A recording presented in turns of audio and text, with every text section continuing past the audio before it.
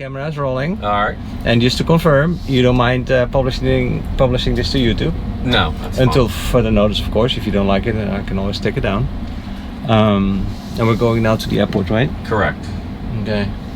So Ted, what I just read in the news is that this army of, I don't even know how to pronounce the name, Posegin or something, the Wagner group, The Wagner is group. marching to Moscow. Yes, I heard that this morning too. They're 300. This morning it was 500 miles. Right now, in a live blog that I checked, it's 300 miles.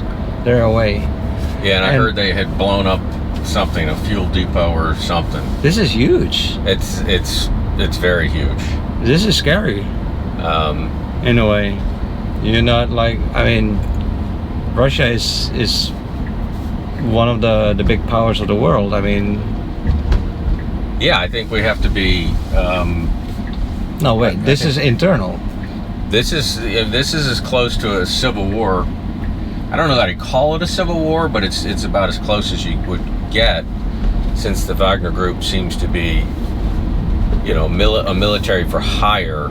Yeah. I don't think they're necessarily fighting to unseat Putin.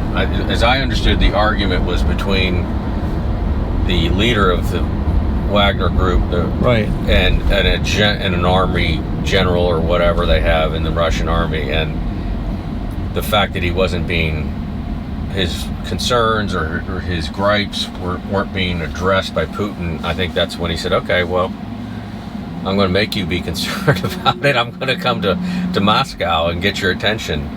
I don't think he's, I don't know, actually they were saying that when you listen to the leader of the Wagner Group, that he speaks in terms of the troops and the welfare of the troops, and he's complained about the not getting enough munition, right, and the treatment, like and just the the stupidity, the stupid loss of life on missions or whatever it was, right. And so he might get some traction with the people with the of Russian Russia. people themselves. Yes. Yeah, I think so too. And it could develop into something perhaps more serious than it's already serious, but this is a coup. It could grow to something. Yeah, he's marching to Moscow. Yeah. He's trying to grab power. Now imagine that he would win. That is the scariest thing. Well, I think maybe no? Right. I think that's the thing, is I think there seems to be, I can't say that I follow it very, very closely, but no, me neither. But he seems to be well trained, and his troops seem to be well trained. Have you seen his face? Have you seen pictures of the guy? He looks like a mean fighting machine kind of. Right. I don't know. He just doesn't look friendly at all. That's right. And if he would succeed in toppling Putin out of power, I mean, Putin is maybe bad, I don't know, but I never met the guy, but I don't like what he's doing, Putin, with going into Ukraine and those kind of things. But then that a guy like that of the Wagner Group, whose sole role is just to wage war, that's he's an army general kind of. Right. Yeah, you got to, That's scary. If he were successful in toppling Putin, I don't know. The concern is, of course, you never know what you're going to get. Right. He's a little bit of an unknown quantity. I mean, you certainly can't rule out that the CIA got to him. Oh, you think? and it's behind it. But I mean, nobody said that. But you can't. You cannot rule out that they convinced him to do this. Now that you said that, I think that that's actually the most likely, that he may get support under the table. Oh, well, I think now from the U.S. If they weren't involved, I think the U.S. is now probably talking right? to him as quickly as they can. Say, we're here for you. You're. Although, would they want him? That's the problem. Ooh. That's the thing. I don't know. The other thing, it wouldn't surprise me if Putin has his very best troops in Moscow already and didn't send them to the front. I mean, Putin, I don't think was surprised that this could happen. I think when he decided he'd do business with the Wagner Group, oh, he never expected this. He knew that. I think there's always the possibility that the guy, again, it's the group with all the guns and the power, the people that have the power. So if you get into bed with somebody like the Wagner Group, if things don't go well, they're going to probably solve their differences through force and violence. So Putin, if he wasn't aware that this might happen at some point, would not be that smart. I mean, you can't kind of jump into bed with somebody like the Wagner Group and not think it could happen someday. Well, because the Wagner Group used to be an ally of the Russians. Absolutely, 100%. Right? And probably the leader is a Russian, probably. But it's all about money, though, weird, right? Right? It's an army that you hire. It's an army for hire. What do you call an army like that? A mercenary group. Mercenary group. Yeah. Exactly. So... Yeah, that's what I'm saying, though. If things go sour, there's no allegiance, right? The leader of the Wagner Group never had an allegiance to Putin and the Russians. He had his own allegiance, and I suspect it was tied to a purse string, right? The highest bidder kind of... I mean, I don't know. He apparently was Russian. He apparently his only client was Putin and the Russians. Right. But nevertheless, I mean, his allegiance was to the almighty dollar or the ruble or whatever they deal with. Yeah. So, and actually the mistake that Moscow made or Putin made is because they bombed him for some reason. I think the defense secretary of Russia decided to bomb the Wagner Group. At least that's in the news. I did hear that, now that you say it. Yeah.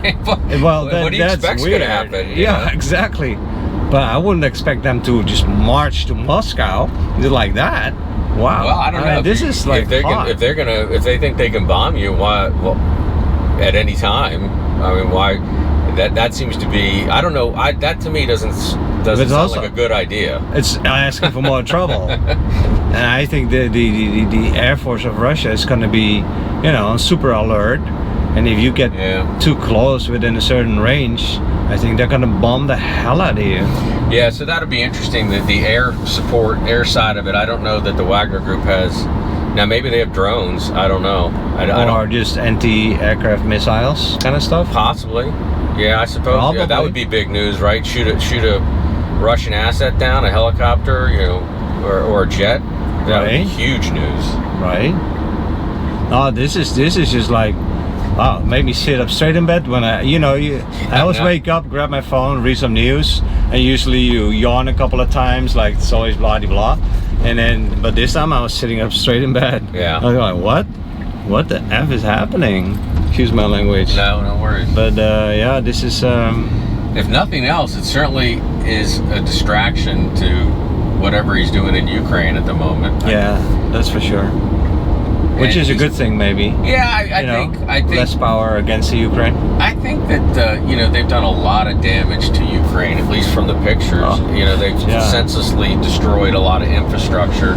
Yeah. If at a minimum you could get that to stop, I think it would be good for everybody. Yeah. I agree. It also made me think that, thank God I'm living in the United States of America. Something like that could never happen here. I never say never. Yeah, there's some extremist groups in the U.S. Yeah, but I don't see them. I don't think they would do. I don't think they would march because I think to Washington because they would. Unless like Washington would take everybody's guns away. If Washington would make a new law, you have to hand in your guns. No more guns for nobody, kind of thing. In the U.S., that would cause a revolt. Yeah, I think it would develop differently, though. I think that I could be wrong, but I mean, because the Army and all the law enforcement that we have in this country is pretty stable. Yeah. And the oath of office still means something to the people that serve. Yeah, exactly. And so I don't know that they would do a march, but I think you would have a lot of confrontation at the local level. Yeah. You know what I'm saying? Yeah. Or you would see people not complying and there be violence between local law enforcement, then state, and then maybe the National Guard for the state. And maybe it would develop into something, but I don't think that the extremist groups within this country have enough discipline. I mean, they certainly have a lot of weapons, but not really in the scheme of things what our government and our state and local law enforcement. I used to be a police officer. Oh, really? So I mean, they're well armed and they have access to a lot of things. So so I think it would be a losing proposition if groups of people decided they were going to march. I mean, all you have to do is look at January 6th and see all the technology that was utilized to find people all over this country. Oh, yeah. Right? People that, some people... Thousands of people have been going to court and being put to justice. And they caught them through, I suspect, through all the tech that NSA has. Facial recognition, cell phone data. And everybody, any person that you arrest, that phone becomes a source of information as well. 100%. For sure. Yeah. And then which is a good thing. I think you do need stability, but you also need happy people. Look, as long as the people are happy, they have work, they can make a living, then don't forget the fact. A lot of people forget the foundation that this country is that the people are the rulers. Yeah, it's we the people. So we consent to be governed by a lawful government at all levels. But certainly most of the time what we're talking about is the federal level, because that is the most oppressive government right at the moment. Right. And so it's not. I mean, certainly happiness is as soon as you get an unhappy populace, you do start running the risk of delegitimizing your government. But it's really a far more technical thing. It's really whether the government is abiding by the Constitution. And if the government is violating our civil rights, whether you're happy about it or not, that's illegitimate. It's illegal. Right. Well, what needs to be possible is that you can go to court against the government. Right. You should be able to. If the government does illegal stuff, that you are able to go to court. Yeah. It's unfortunate. I would say we're in a time period right now where the government is. See, it's not really that easy to allege and win against the federal government on some aspect of a violation of your civil rights. Right. I mean, we're kind of, the problem is right now we're at a point where I think that people are saying, well, this is a political issue. We just got to vote people out. And I'm like, well, how many illegal acts need to occur before it's no longer political? Right? I mean, and there's, I don't know of a real remedy in between voting and, I mean, I do know what's supposed to happen. I mean, the Congress is, that's the problem, I think, in my opinion, in this country, is that the branches of government are abandoning their roles. When you have a president that oversteps his authority or does something wrong, right? I mean, if you really believe Joe Biden took money as the vice president and is now making foreign policy decisions based on that, and it's truly a bribe. I mean, the Constitution's very specific. Bribery is an enumerated crime that, if committed, shall result in the impeachment of the executive. Right. So the Congress ought to go through the exercise of doing it. That's their job. I mean, one of their primary jobs is, okay, we think he did it, okay, charge articles of impeachment, and you have a trial in the Senate. Right. And instead what they say is, well, we'll never win, we're not in power. That's not the barometer. Oh, I got you. That's not the barometer. The barometer, your job is to try the case, present the facts. Even if you think you're going to lose, you still have to do it. That's right. And then then the people become aware of what the allegation is. I understand that the vote is going to be on political lines, but the process still needs to, because if it doesn't happen, then what happens is somebody like me sits there and says, well, okay, so there's no remedy to this. And if there's no remedy, the next president that comes along, we're setting precedent in this. Right. That's a good point, So if the government doesn't work according to the way it's supposed to, then you start people losing faith,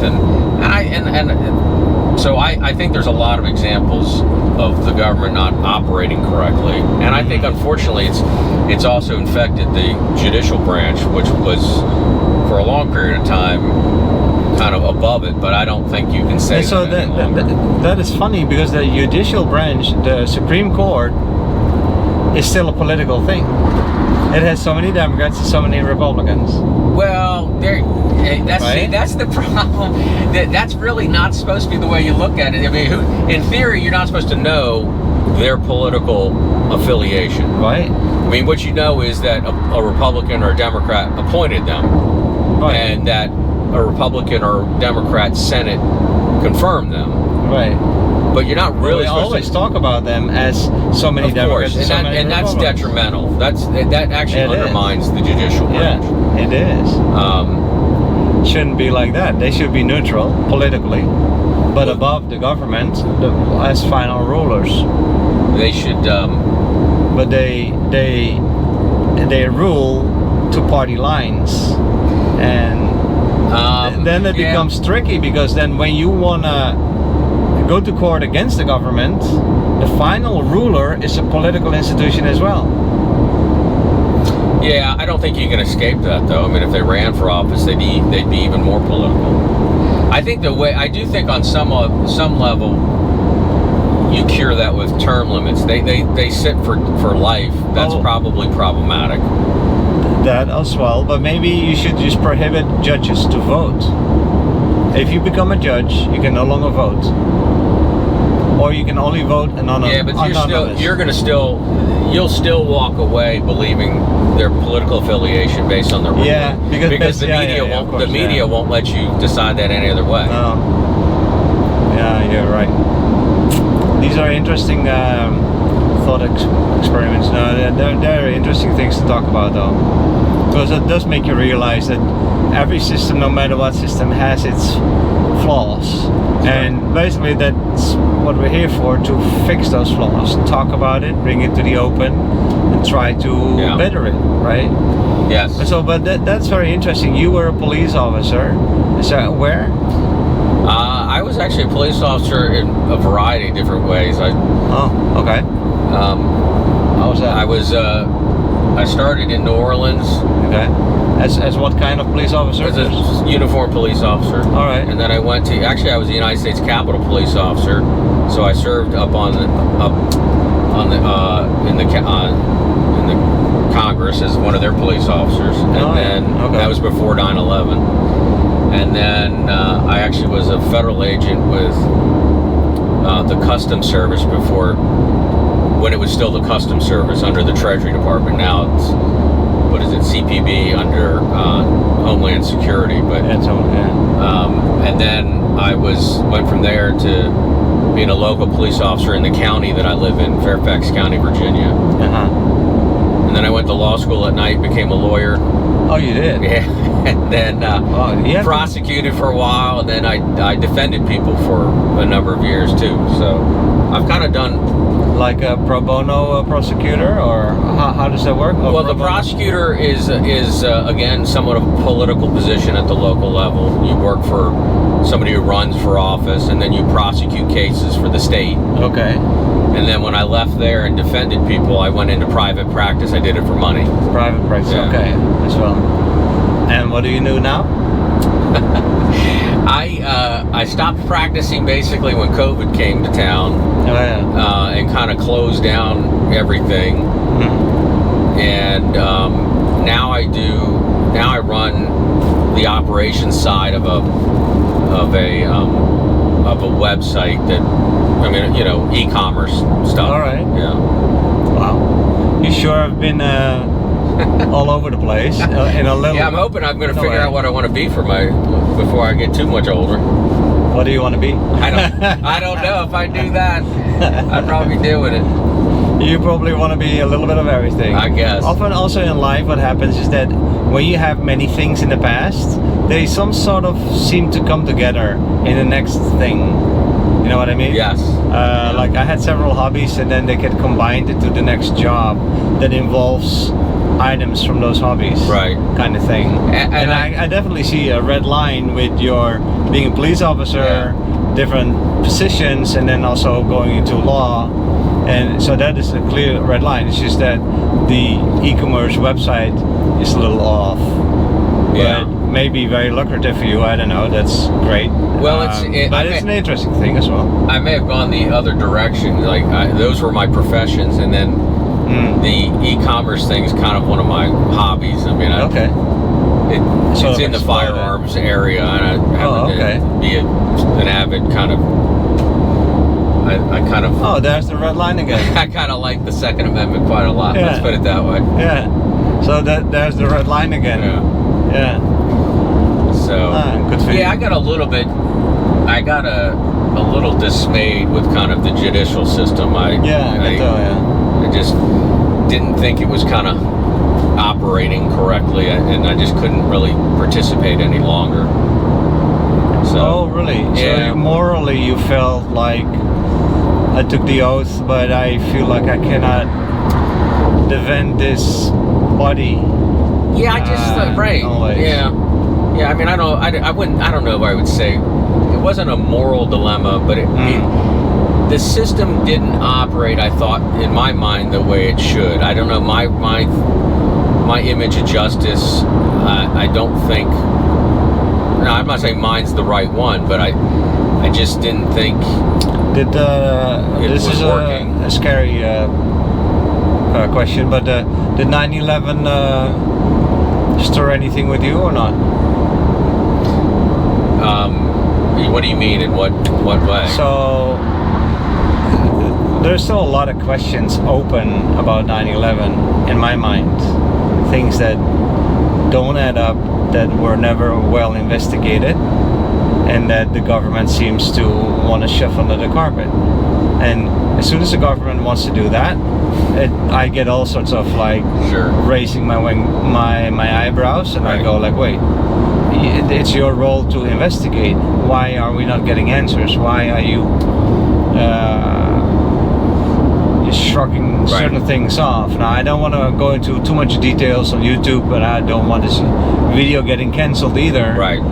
But 9/11 sort of opened my eyes that a lot of what the government does is it's not just straight justice. It is like there's things happening behind the scenes that they're not telling us, which is also makes sense in a lot of ways, but not with 9/11. I mean, I understand that the government needs the CIA, FBI, and all of this secret stuff, but 9/11 just left too many questions in my mind. I mean, I think that's a fair statement. I think that the government's its own worst enemy sometimes. It classifies a lot of information and never declassifies it ever. Right. And then it leaks out, and you're like, well, why would this be classified? Right. And the only answer you can come up with, well, is because it made the government look bad. Right. Let me give you another example. All right. JFK. Right. JFK is just like, that is another example. It is like somebody gets shot with the magic bullet theory. Well, not even somebody. I mean, right. The president of the United States. So we all have an interest in that. Well, everybody, right? Right. And here comes the magic bullet theory. Now, so the government is presenting this theory, and if you are like a police officer or whatever, you've shot bullets, you know how bullets travel, you know that is a bullshit story. Now, I learned that through a movie. Yeah. Here comes Kevin Costner, and he makes a movie about this. Right. And that opened my eyes. Like, what? Well, the only thing I would caution you about is I would caution you when your source is Hollywood. I agree. I would just caution you that there's a bias that comes from Hollywood too. But again, to your point though, the reality of the situation is there's no that stuff was supposed to be declassified, and they continue to classify it, of course, or not release it. Right. I should say that's a problem. Yeah. It is, and it's still, in my mind, that's a bullshit story unless it's proven otherwise. Well, and I think that's, Yeah, I mean, I think the government has a responsibility to do that, and like I said, the longer they do, see, if you don't follow your own rules, right? I mean, they say it should have been declassified, and then they don't release the information. You know, if you make the rules and then you don't follow your own rules, you're going to lose credibility. Right. And then people right away think, there's something fishy happening here. And that's going to be worse. That's going to be worse than the truth of whatever's in the document. People can get over what, if our government did something terrible or whatever, people are going to get over that. But when you sow the seed of distrust and how you feel about it, there's a point where you can't bring people back from that. That's the problem, is if once you get somebody saying, well, I don't believe what you're saying, and if you do it repeatedly, and you get to the point where I'm never going to believe what you say, and it's a lot harder to come back from that than to say, okay, look, this is what happened, and the government made a bad decision, and it is what it is. Most people are going to say, okay, well, we need to put some kind of check in place so you don't do it again. You can improve the system so that it doesn't happen again, and then trust is restored. And that goes back to the whole thing where I was saying, doing your job, right? That's the job of the Congress, right? When the executive branch goes off and does something like Iran-Contra, or if you believe the CIA was involved in the killing of Kennedy, that's what Congress's role is. Their role is oversight of the executive branch, is the branch with all the guns and the enforcement and all that. When they do something illegal, then that's when the Congress is supposed to legislate and cure the problem. But if you never hold anybody responsible because everything's classified, then you never get that, right? And you never cure the problem. Right. So that's what I'm saying. The government, in my mind, it's not operating correctly. When the Republicans and the Democrats talk about bipartisanship, that their version of that is, well, you vote for my bill and I'm going to vote for your bill and we'll spend all sorts of money and we'll both be happy. That's not what the people of the United States need. No. Our government is supposed to be confrontational. That doesn't mean you got to be ugly to one another, but the Republicans are supposed to, insist that the Democrats, explain why their legislation's good, and vice versa. The Democrats say, why is your legislation, why should it be passed? And then bipartisanship is reaching, the agreement, okay, well, we don't think everything you're saying is, so we're going to cut that out. We can all agree on the core need. That's bipartisanship. It isn't, let me vote for your bill and I'll vote for your bill. Right. Yeah, good point. But isn't that also happening a lot in politics, though, that they do negotiate bills to be the demeanor of both parties? Well, I think, you need to be able to talk to one another. You and I are talking to one another. I don't know what your politics are. I don't think you necessarily know what mine are. I see what you mean. But you got to be able to have the conversation, right? I recognize that I'm capable of saying, my beliefs are not necessarily the right beliefs. They're my beliefs, and I'm not likely to surrender them unless you convince me that my belief is founded on a faulty logic or something like that. Right? And what's necessary for you and I to communicate with one another is a willingness or an ability to say, okay, well, I believe strongly in this, but I'm always willing to reassess my position. Right? I mean, I could be wrong, and I have to be able to. I have to be able to think about it. It's rather polarized in the U.S. But we have to remember that we're all Americans.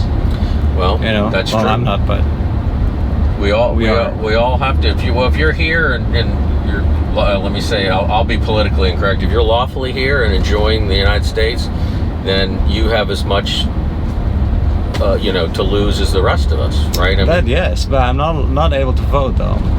Well, but after 5 years, then I can nationalize and get that right. Well, my wife nationalized, so. Oh, really? Where's she from? She's German. Of course. Oh, I forgot. Monica. Yeah. See, I had such a wonderful conversation with her. Her video is up on online, by the way. Is it? Yeah. All right, I will check it out. Check it out. Yours will be in a few days. I still have another video or two. and then yours as well. This is so fun though. I have both husband and wife, both on a video. Yeah, just coincidental like that. And I had a wonderful conversation with Monica about her parents, her grandparents. Yeah. Also about artificial intelligence. We talked a lot about that. And now with you as well. This was a wonderful conversation at that. And I can only imagine where you guys are sitting at the dinner table together, because both of you are very outspoken and well, how do you say that? Both of you talk very well. Thank you. You know, I don't know how you say that. You're just both very good communicators, so to speak. And yeah, I can imagine that you guys sometimes. Yeah, no, we don't agree on everything. We agree on a lot of things, but we each have our own things, and sometimes we walk away from the dinner table agreeing that we don't agree. Sure. Yeah. Oh, that's part of it, right? Yeah. Right. That's exactly right. Oh, which airline? American? American. Yeah.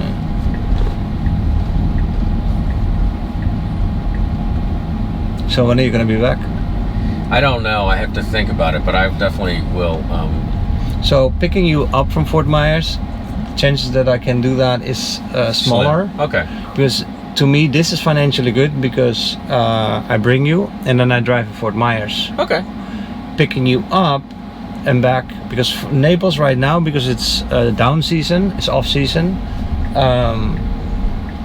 There's not a lot to do in Naples. Okay. So that's a bad ride for me. No worries. Unless I can first get a ride to Naples, but we'll work it out. Just if you want the ride, then let me know, and I'll see if I can make it. I'll just let you know when I'm coming, and then and if you happen to be here the day I arrive, and then so be it. Great, and if not, that's fine too. Yeah. Okay, great. But I definitely enjoyed our discussion and this talk. Yeah. Plus a lot more questions for next time. Yeah, that works. That'll be for next time. All right, here we go.